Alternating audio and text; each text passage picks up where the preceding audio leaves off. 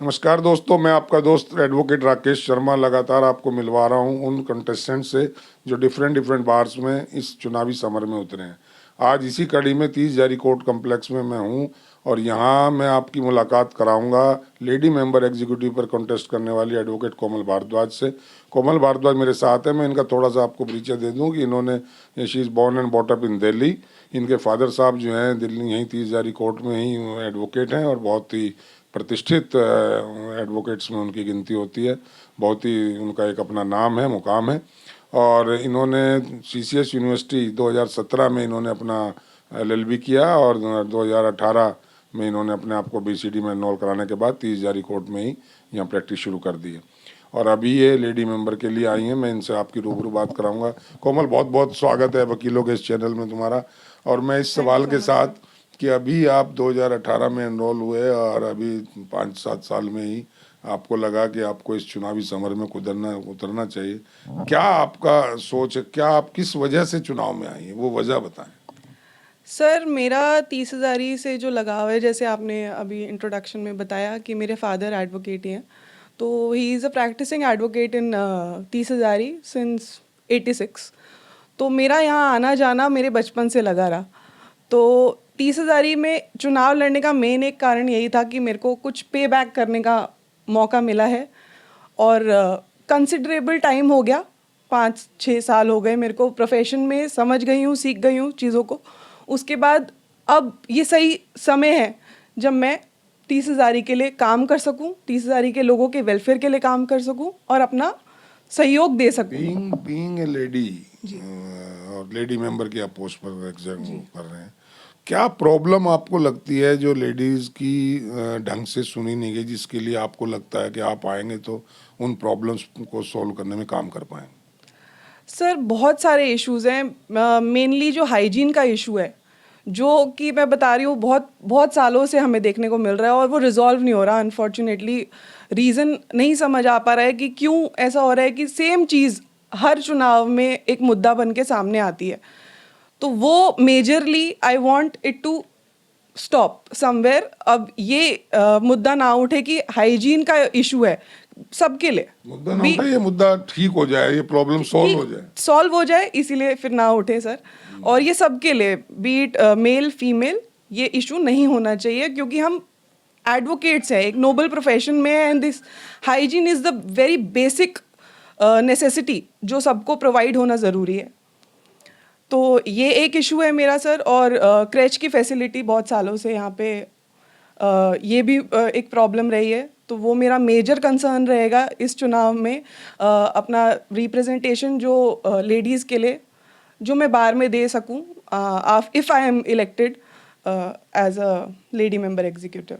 Creche की facility बन जाए, इसके लिए आप काम करेंगे? जी जी सर। और क्या प्रॉब्लम आपको स्पेशली फॉर लेडीज फेस करते हैं बार रूम में या कहीं वैसे या कोर्ट रूम में, किस तरह की?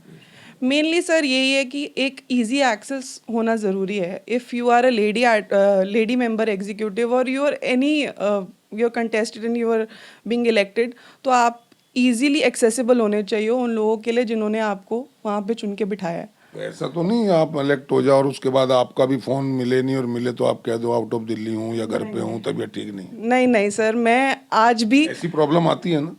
होती है सर, होती है, बट बीइंग अ कैंडिडेट और वैसे भी मेरा फ़ोन 24/7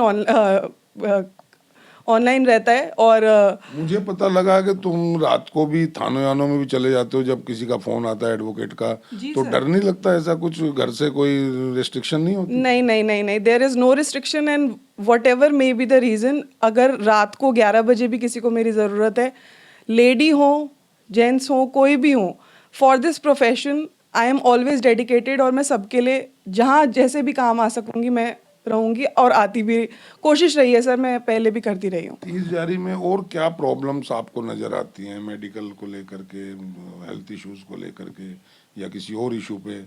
जैसे स्पेशली आपके बार रूम में कई बार शिकायतें आती हैं, वो क्या प्रॉब्लम्स हैं जिन पे आप कम करना चाहते हैं? मेजरली सर यहाँ पे एक ही डिस्पेंसरी है और वहाँ उसमें भी एक डॉक्टर हैं जो 3-3:30 तक ही अवेलेबल रहते हैं। तो आई वुड वांट कि एक लेडी डॉक्टर रहें available.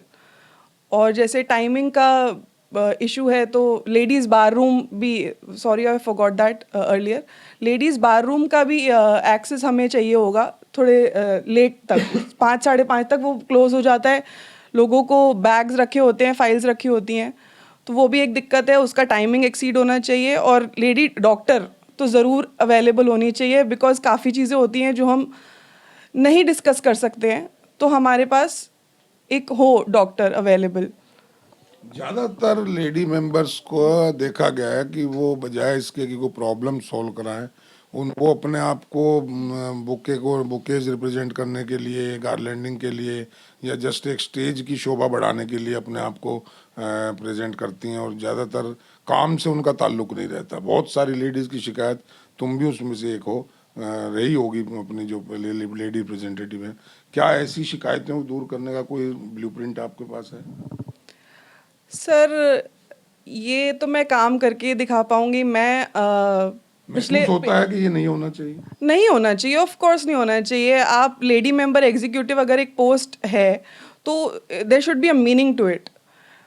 You are not just getting elected to give garlands और पौधा देने के लिए और वट एवर, तो उसका एक मीनिंग होना चाहिए, और वो पर्पस सॉल्व करने के लिए आप चुनाव लड़ें और जीतें और काम करें, और यही मेरी। यंगस्टर्स के लिए क्या आपके दिमाग में है कि आप उनके लिए क्या करना चाहेंगे अगर आपको इलेक्ट कर दिया और आपने कोई उनकी आवाज़ उठानी हुई? क्या प्रॉब्लम आपको लगती है जो यंग बॉयज़ और गर्ल्स जो अभी आ रहे हैं, आपकी एज के हैं, आपसे छोटे हैं, उनके लिए कुछ करने का प्लान है? Sir I would want first of all, यहाँ पे भी लेडीज़ बाथरूम में भी इंटर्न्स नॉट अलाउड बड़ा बड़ा लिख देते हैं, तो वो नहीं होना चाहिए। इंटर्न्स जो हैं वो होने वाले एडवोकेट्स हैं हमारे, तो उनको भी एक्सेस होना चाहिए लेडीज़ बाथरूम के लिए, because if they are not with any senior, where will they go and sit. तो अगर वो किसी काम के लिए आ रहे हैं तो उनको बैठने की जगह होनी चाहिए, वो एक प्रोवाइड होना चाहिए।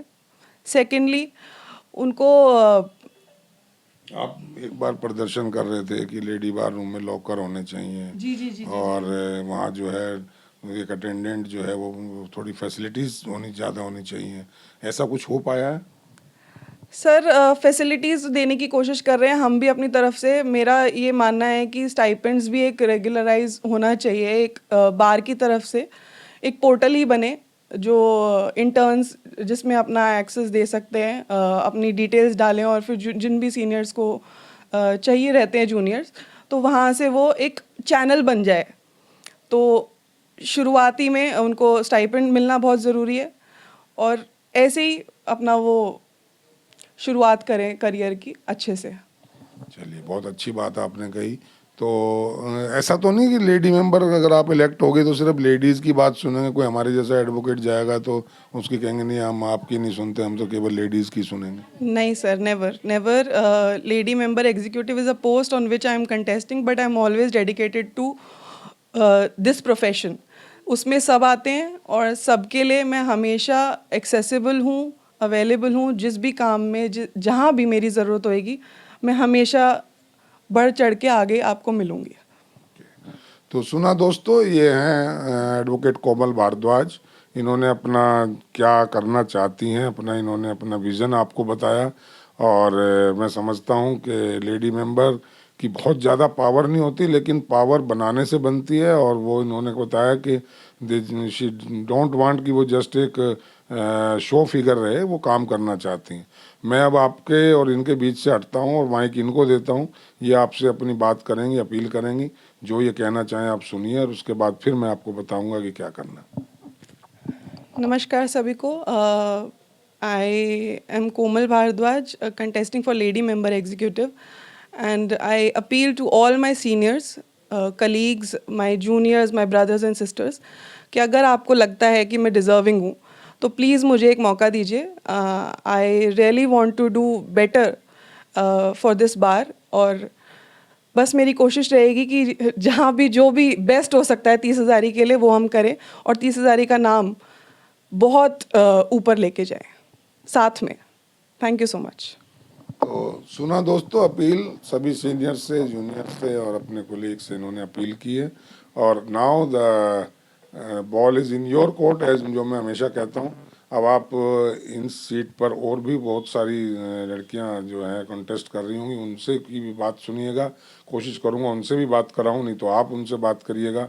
फिर सब में कंपैरिजन करके, और जिसको आप ठीक समझते हैं, जिसको आप लगता है कि उसके पास विज़न है, उसके पास थॉट्स हैं, उसके पास काम करने का जज्बा है, उसके पास ईमानदारी से वेलफेयर के लिए कुछ दिमाग में है, तो उसको आप वोट करिएगा। ये आपके हाथ में, आपका वोट बड़ा कीमती है दोस्तों। इस वोट का बहुत सोच समझकर इस्तेमाल करिएगा ताकि एक अच्छी बार का गठन हो सके। इसी अपील के साथ अभी के लिए इतना ही। Thank you Thank you so Komal, much. Thank you, thank sir. You दोस्तों। फिर मिलूंगा, अभी के लिए धन्यवाद। जय हिंद, जय भारत। जय भारत।